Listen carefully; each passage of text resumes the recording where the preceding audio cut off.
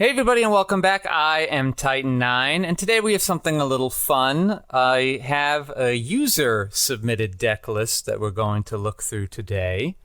So earlier I had put out a 1-year war versus Academy aggro, also based on a viewer suggestion. And this was the list we were working with. I'd been building this off and on in between playing other decks. I really like the rebuild, so I wanted to maximize it the best I could, but also give it an element of rush. So we have these pilots that can basically pair with just about every unit that isn't the aerial rebuild. And a lot of them are commands, so our Mikolas can utilize it, along with our rebuild, obviously. And we can even fuel our graveyard with our Choo-Choo Demi-Trainer. So that was the basic thought behind that here. But the user, GrittzNGravy, suggested another deck that he had been doing very well with, and so we're going to take a look at that in a quick moment. So here we are with GrittzNGravy's list. He's only got the 2 aerial rebuild, which I think is fine. It is a level 6 thing. It costs 5. So maybe I'm just a little greedy or blindsided by the potential value of the card. They have gone with a more aerial-focused build of it. Maybe focus is too strong of the word, but they certainly have a lot more of these units that I had avoided because they only work with Suletta, and I wanted to be able to be more explosive on the aggressive front. This card is good. I remember it kicking around in the beta process when we were doing that. This card, I won't lie, I am somewhat suspicious of. I know a 1-cost 3/3 sounds good, but it's not until turn 5, and I'm not sure how super impactful that is. But you pair it with a Suletta to rush it that turn. You got yourself a 4/5. Again, don't love it, but that would only cost 2, and you'd get 1 of your resources back. I think maybe the value of this is you can play it and still hold up many other resources, or perhaps play a few of your other lower cost things that you've gotten that are still in your hand. So something to keep in mind there. The real thing that I like about this deck list was the command package. Obviously, the Iron Fist Disciple, I think, is pretty neat. And, of course, the Unforeseen Incident is kind of a format all-star in my mind. I really like the card. They are blue, but no Razels here. We've got Corsica and Siege Ploy. Notice there's no draw 2, which this deck seems a little slower than the other. So I am interested to see how that works out. That feels like a nice card that could come in for the mid-late game, especially if we only think our Gundam aerial is only going to cost 1. That could be a pretty good turn 4. You draw 2, you happen to draw into this, and maybe some of these have ended up in your base. Striker Pack, obviously another great card. Witch and the Bride has its purposes and can be useful too. I think 2 is a very fair number. Siege Ploy, the 1-year war deck we'll take a look at in a moment, is also playing one of these too. Darabal, good card. Mikolas, one of the advantages of the command package. Choo-Choo, Demi-Trainer, lets you dig deep and fuel your Mikolas and your aerial rebuild and set up your Gundam aerial. So a lot of nice things to like about this list. I thought it looked really fun, and I'm still trying to get a couple reps with the deck I'm planning to do next, so I thought this would be a good thing to work on in the meantime, and we'll do a rematch with our 1-year war sneak deck. Not all that different from the last time you saw it when we were playing it. I did get rid of that Show of Resolve. I feel like I proved my point in that video. And in place of that, we added another Gundam that we can rush with our Amuro, that we can beef up our units with, that can just eat up other aggro units. Just an all-around, a generally good card. I have kept the Siege Play in here. I'm still willing to test this out. I don't love it. I don't hate it, so I might as well leave it in here for now. I'm not sure if I'd want another base or a different base, or maybe I don't think I want a 4th Gelgoog, maybe Chaozaku, maybe just the vanilla Gelgoog. Uncertain at the moment, so Siege Ploy can stay in there for now. It's not going to make or break the deck at this point. And it makes us less dependent on our Chars or Amuros. Mildly, as there's only one, but something to keep in mind. And with that, we're going to get into the games. I'll see you there soon. All right, as with all meditation videos, we do best of 3 just to make sure we get a good sampling of everything and make sure nobody's winning or losing by fluke. And we play the games with a random first player. We have been chosen to start the game here, so let's look at our hand. This is a good early turn unit. I'm glad we have something to play on our first playable turn. We can even hold this up if necessary, which I don't think would happen, but we can definitely do it on the following turn with our Daraball. The aggro decks have done a good job of getting rid of a lot of their 1 HP units, so we don't really have to hold this pack back to get value, and a lot of our things are going to trade favorably with them anyway, so it's not a huge hustle. We won't get to do the switch and the bride thing for a bit, but here's how I'm looking at it. Our second turn, we play Demi. Third turn, Daraball. Gundam Aerial. Fourth turn, and we always get to hold up our unforeseen incident in the process, and drawing a pilot only makes this even better, so a perfectly fine hand for me to keep. That being said, I have not gotten to test with this much before playing this. I did a couple games just to not do anything super stupid while I'm playing with it, but it might happen. I like our Overflowing Affection. We have a second thing we can do next turn. Okay, they've done their normal start. They did choose to burn that EX resource. They must have 2 more 1-cost things they're going to vomit out next turn. So we'll play ours, but look at that. Just 1/2s, so we can trade very easily in with them. And if they wanted to attack us on the following turn, we will have our Unforeseen Incident held up. I'm perfectly fine casting this Overflowing Affection. Siege Ploy doesn't seem like the thing we're going to need just yet, so I'm happy to throw that away. We will get to Aerial rebuild it back later on. We even got the pilot for it too, so happy to get rid of that. There's another one in the deck. We could also buy it back if we need to. It doesn't seem super relevant in the current state of this matchup. And they're going to attack our shields, but not going to do much with it. They're not going to be able to rush anything this turn. Let's see if they didn't even have 2 units. I don't agree with that play unless they don't have a pilot to rush out their level 3 units. They could be holding up Siege Ploy, I guess. Doesn't seem great. So we will, doesn't super matter which one we attack, I don't believe, because there's no Makuve in the deck. I don't remember if my deck list has Jigen, so just in case, we will attack this guy. We will pass. We don't mind taking that 1 damage. It's pretty much going to trade with anything on the next attack anyway. We could play a Corsica base if we wanted to be shifty, because we are going to lose our base definitely next turn. But I think it's fine. I'm going to just play the Daraball and hold up this Unforeseen Incident in case they want to attack one of my things. I guess they're not going to be able to attack the Daraball, because, well, if they get the gun cannon. Oh, does that list have gun cannon? Let's take a look. No gun cannon in here. That's the Shenlong list. I have so many different aggro lists floating around. I have a Federation one too. I get them confused. So there is no Jigen in here.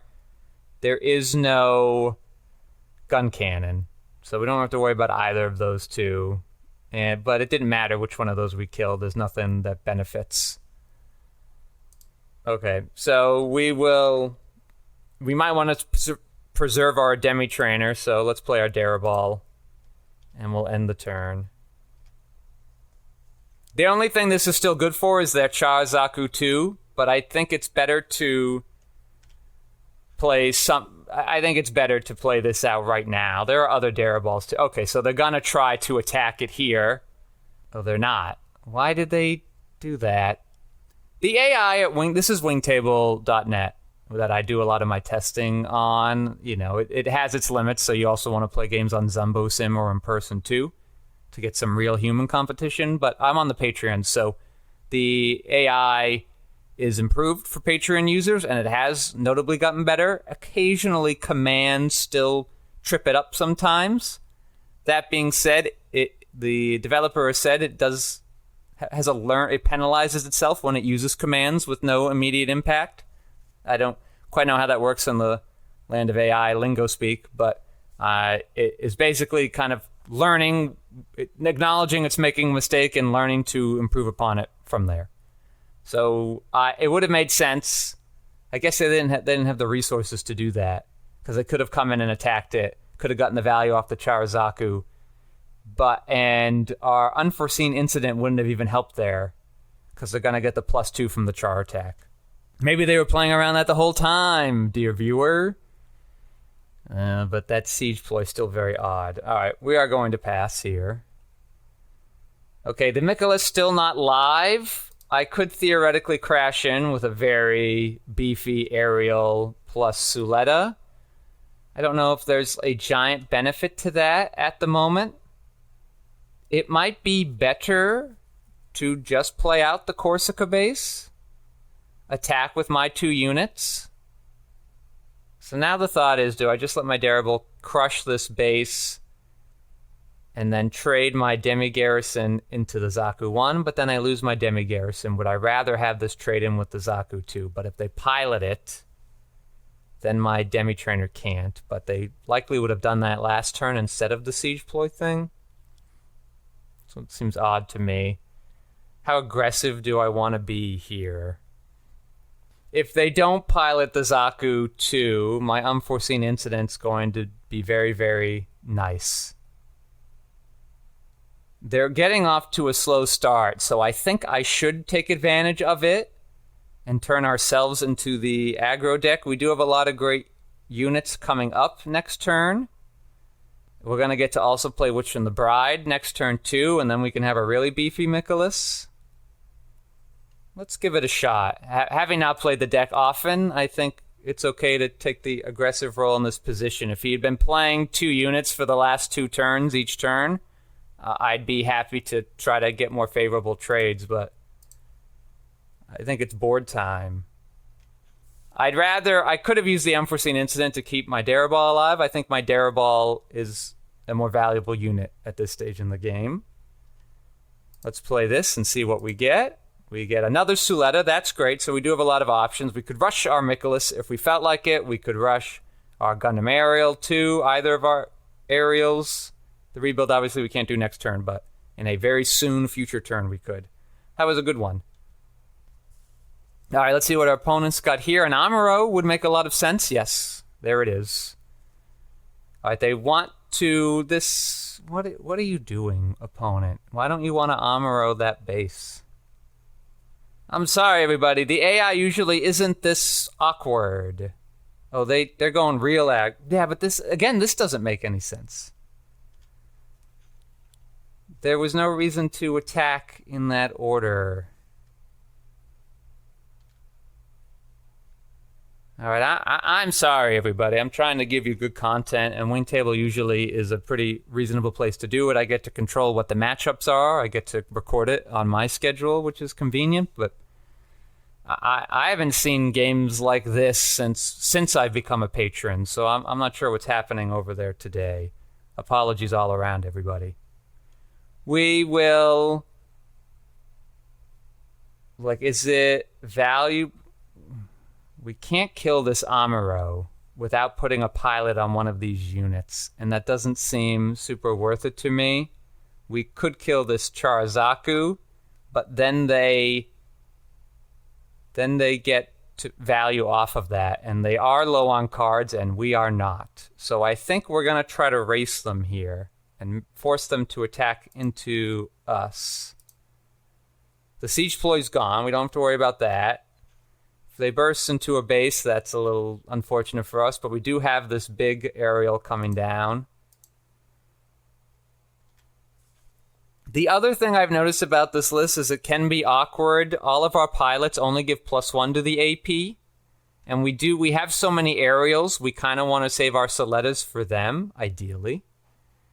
But maybe I'm still thinking of this as like a hard aggro deck, where I want to attack, and do it as quickly as possible, but maybe it is a little more mid-rangey in this version, right? Because it wants to play that cheap aerial on turn 5 and and hold up a bunch of other resources or play other units on that turn.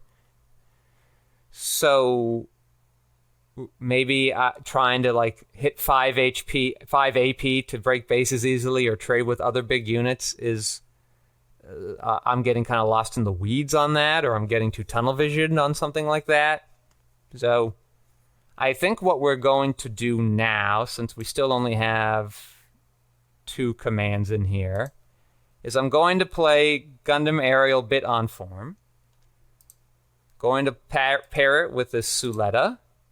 We now have our 4/6. It's going to untap one of our things, and then we can hold up both Unforeseen Incident and Witch from the Bride and try to sort of reset their board next turn. Or get favorable trades if they want to attack our units directly. We're going to attack here. We get our unit active. We're not going to play any of those. And we're just going to play around what they do. No need to do any of this stuff now. Witch from the Bride, anything in their deck's going to have 5 HP or less, even if piloted. And this Unforeseen Incident can do some stuff too. The unfortunate thing is... We're going to pass while they decide. The unfortunate thing is, if this Witch and the Bride would be best used on this Gundam, but the Gundam will just get to rush again if they don't play anything before they attack with it. Okay, so here, great opportunity for an Unforeseen Incident. We just play it, I guess. Use it there. Our unit will survive. Theirs will die. They'll get a card off of it. But that was the way to go. Yeah. If we bounce it, they just play it again. But then that's their whole turn. And then our Mikolas can really go off next turn. Or is that not a good use of it? I'm gonna do it. They could... Yeah, it's going to come down again. Oh, no. What are they... Do they have another Amuro thing they want to use next turn?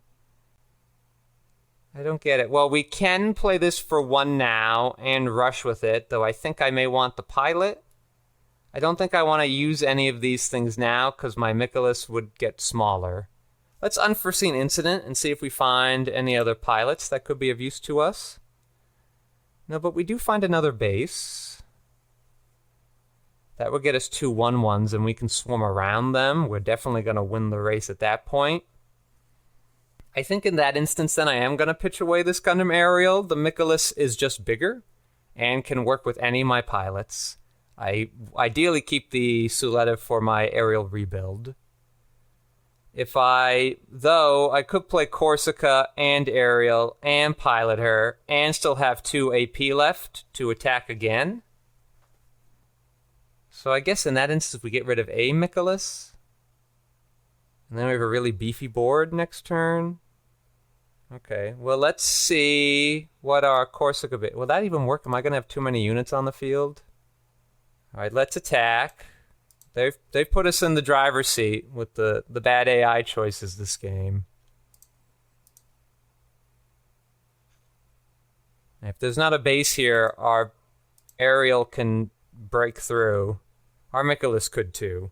But since I've been getting on the case of this Gundam Aerial this video so far, I'll let that one win the game for us here. Though it feels sort of like a hollow victory.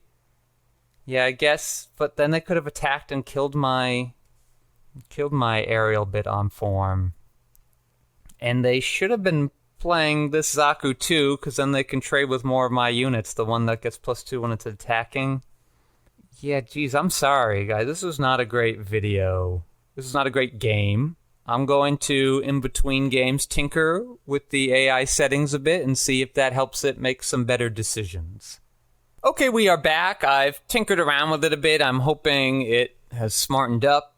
In that meantime, I'm looking at this opening hand here. We're going first again. If we were going second, I would keep it, because then I could play Daraball on my turn 2. I can't now, so I can't play anything until turn 3. I could theoretically draw any of the demi-trainers or any of the choo-choo demi-trainers, or even Overflowing Affection. I wouldn't mind using one of my turn 2 on. But I think I'd rather just take a look at the next 5. Right? I get these ones out of it.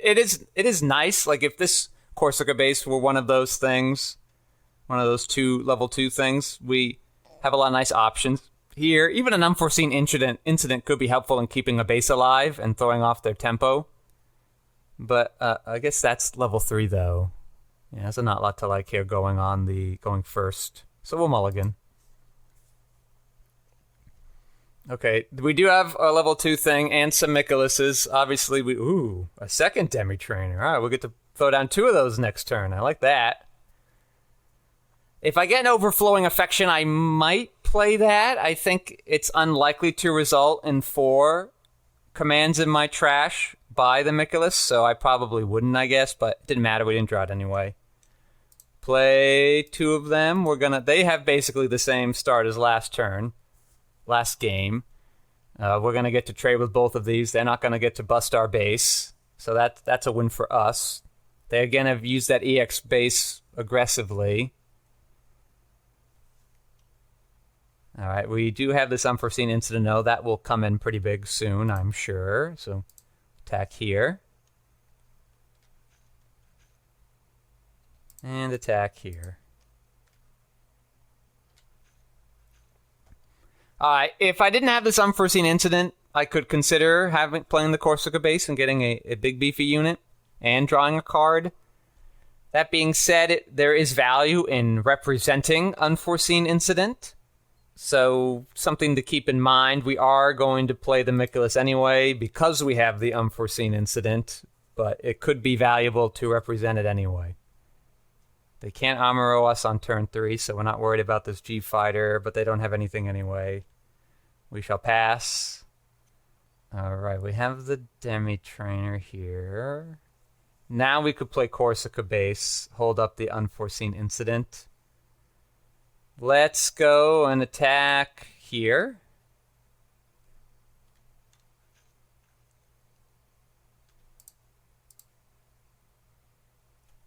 Shall pass. So they have an Amuro. We have to keep that in mind for something I'm about to explain.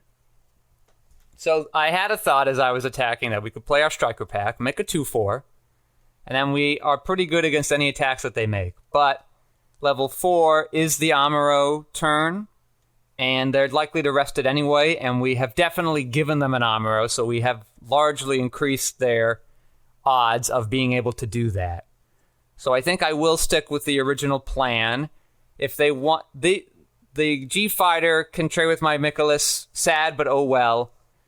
The Zaku 2 will kill one of our Demi-Trainers, and that Amuro will kill one of the other unit that we have. But we have this unforeseen incident to kind of help one of those out.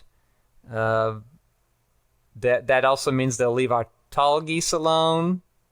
They could, I guess, trade the G-Fighter into the Tall Geese. Yes, that into the Tall Geese, the Gundam into the Michaelis. Take out a Demi-Trainer. We still have a Demi-Trainer. We finish off a Zaku 2. Or depending if we draw a pilot, go right into the shields and try to still be aggressive because we are doing better over here than they are. And if they're trading all of our units, they're not enacting their aggro game plan. I apologize if that sounds like I'm doing a lot of talking, but these are kind of the things you want to consider as you take your turn. When you're thinking in your head, it goes a lot faster. We will play our Corsica. That shield already had 2 damage on it. We have this Siege Ploy. Depending on the order that they attack, we could also tap down that Amuro Gundam should they cast that next turn. But let's see. Let's see if they have the goods. I think the Amuro attack is maybe the only reason why I would play the Siege Ploy on that turn. We are going to let them hit that base. So they probably don't have the Amuro then. Or they would have attacked that base directly. They use the... okay. Well, they are finishing off the base, so it's not a bad turn. That is a 3/3 permanently. Like, do I want to keep my base safe, or do I want to keep my units alive?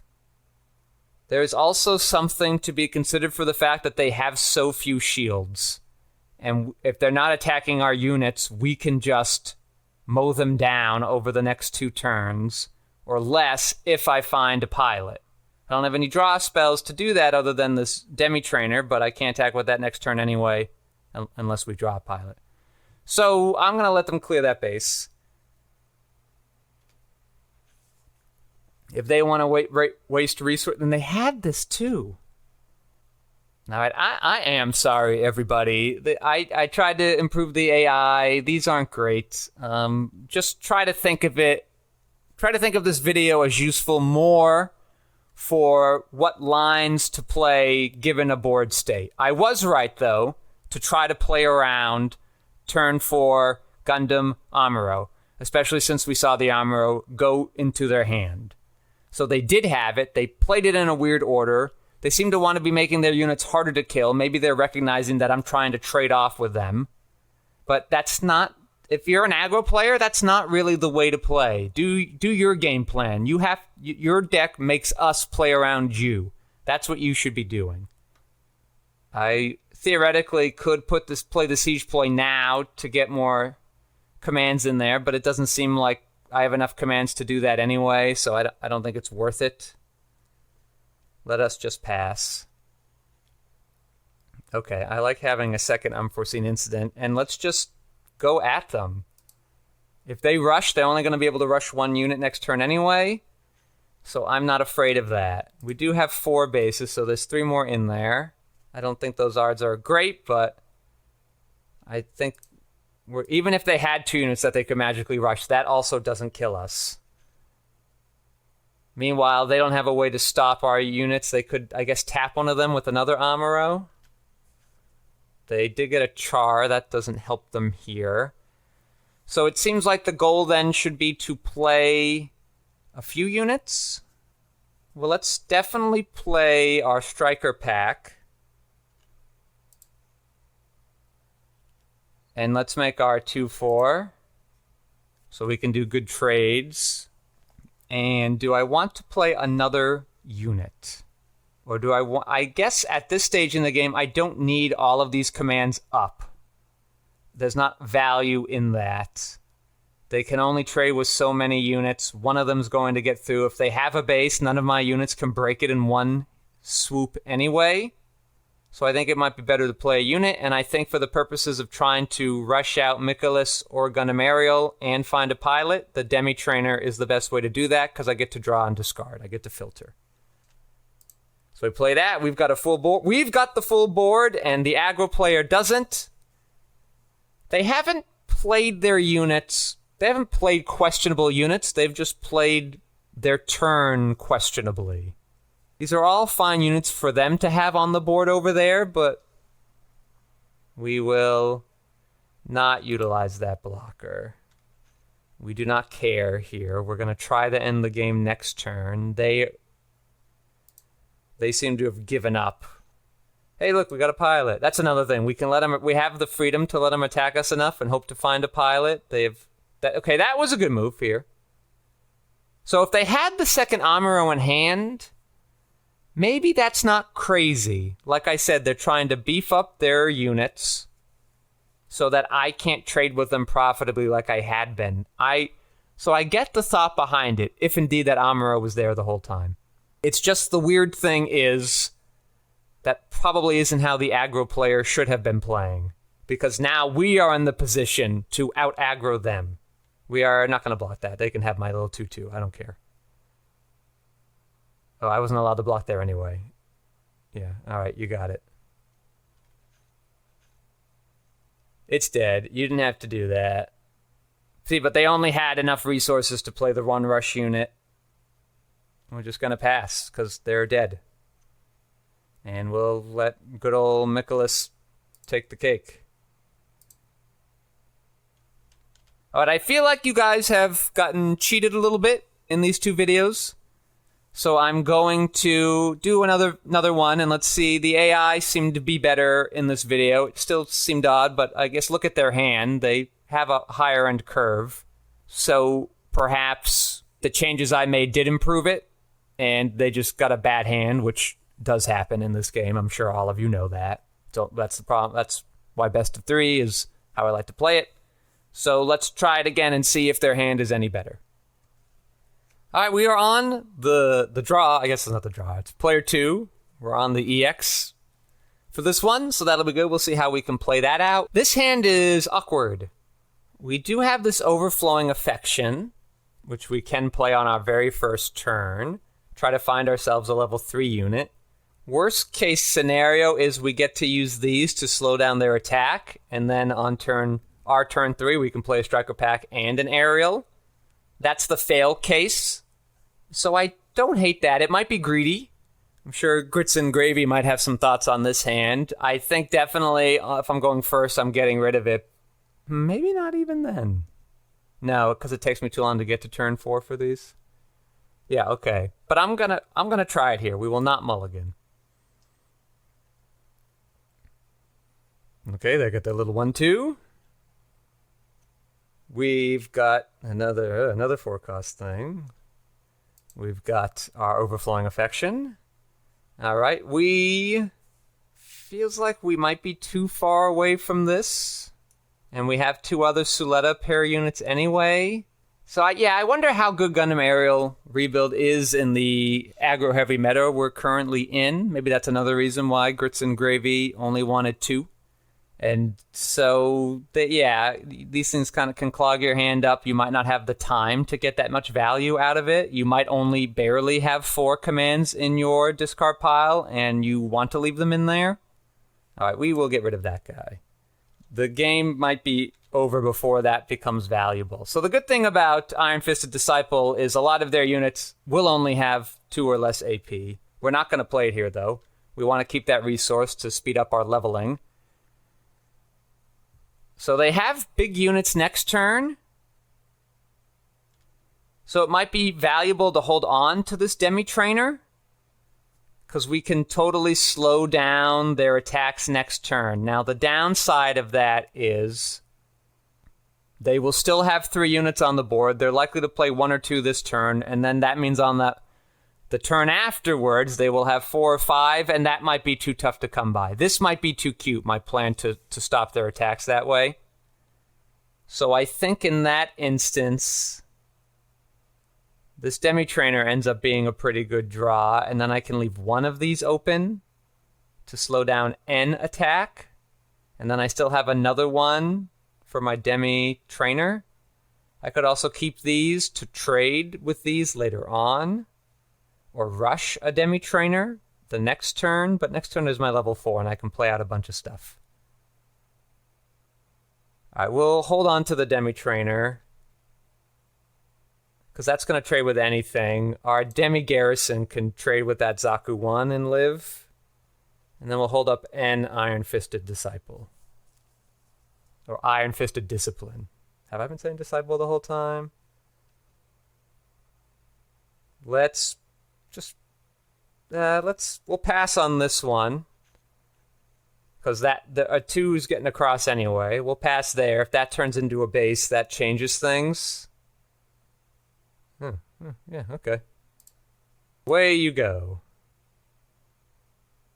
So that is unfortunate timing here, but they didn't have the pilot for it anyway.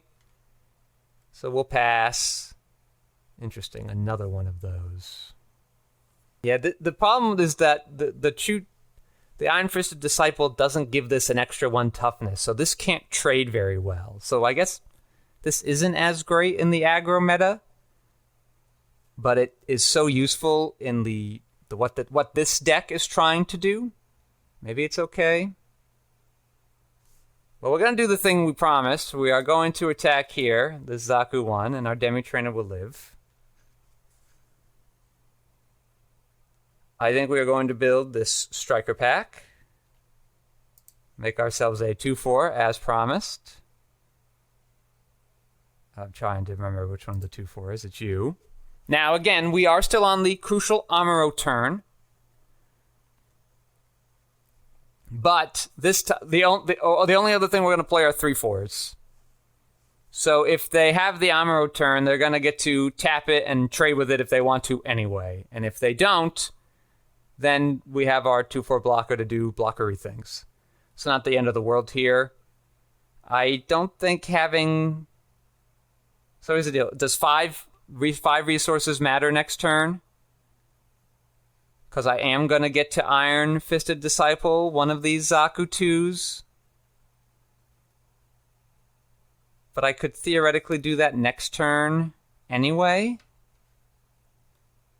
And have things that will profitably trade with them. Okay, we're going to play the longer term game and play this Gundam aerial bit form. Worst case, we can use these Iron Fist disciples to make better trades. So there's the Amuro.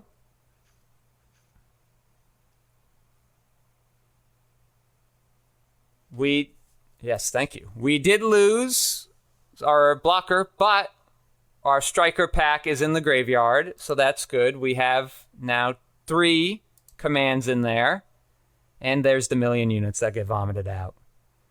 Okay, we might be getting rushed over. I'm sure GrittzNGravy has some thoughts on how I played this one, but the Dare Ball's a good draw. We're going to get to put this Zaku back into hand, which I know doesn't feel great because there could be a rush unit with Amuro in there. And then they get to put the Amuro on whatever they want and tap something down. But we don't have any blockers anyway, and we have to get rid of units here. Sadly, yeah, the Iron Fisted Disciple doesn't help us against these Zaku 2s. Like, it's not even worth it to trade into this Zaku 2 because that's the one we can get rid of. Okay, it might actually not be good to bounce this unit. So, aerial bid on form and our Suletta, that costs 3, but will give us an extra 1 back, so we'll have 2. Now, we can't rush with 2 units then. We have to hope there's a base in there, or they don't have a rush unit. Yeah, we can kill off their 3 tap units right here, and we're going to do that. If one of these were 2-2, we'd be in pretty okay positions. I think we can't risk giving them the pilot back. I think we can't. We might want to keep these so we can rush both of these on the following turn. Or even rush this Dare Ball. Yeah, okay. It's just, we're forced into this position. They do only have 1 card, though. So if we can survive this big flood here, I think we'll be in okay position. We will have no shields left. But any base buys us a lot of time. They still have money Amuros, all 4 chars. They just have so many ways to get past any blockers that we may have, and we don't have a lot of them anyway. All right, here we go. That one's done. And we have to kill this thing, and they're going to get another unit too. Uh-oh. Well, we have to. We don't have a choice. We have to. If we had an unforeseen incident, that could change some stuff. I guess there is... So they found another one? Is that...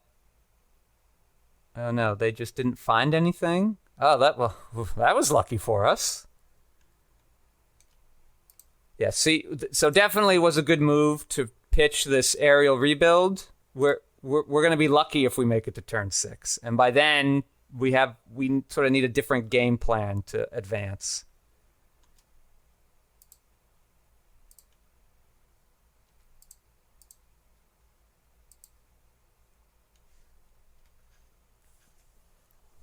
So holding these up, I don't think matters because, as you can see, they're all 3-2s.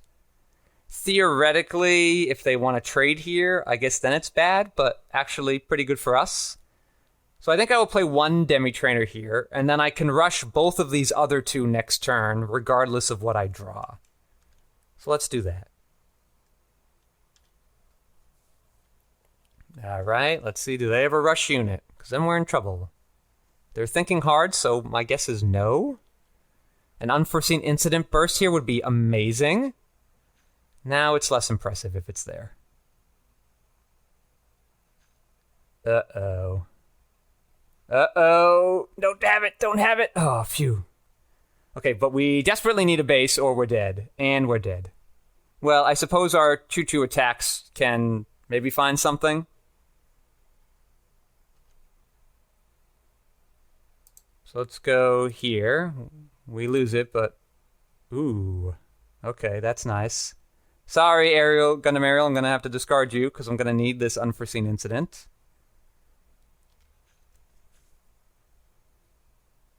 The unforeseen incident actually may not even help here.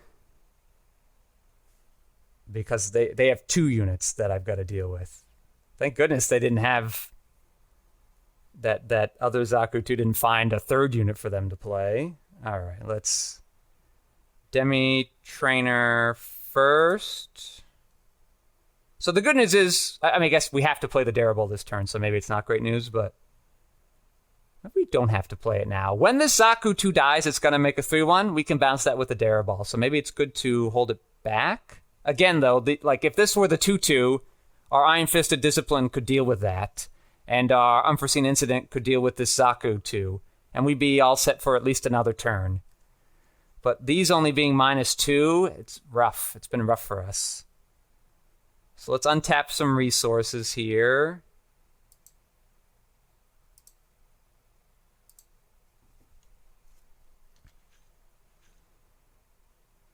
We're going to lose this unit either way, so we might as well sacrifice this Demi-Trainer. And see what we get. Come on, base. Give me base. Dang. All right, well, we definitely aren't going to play this.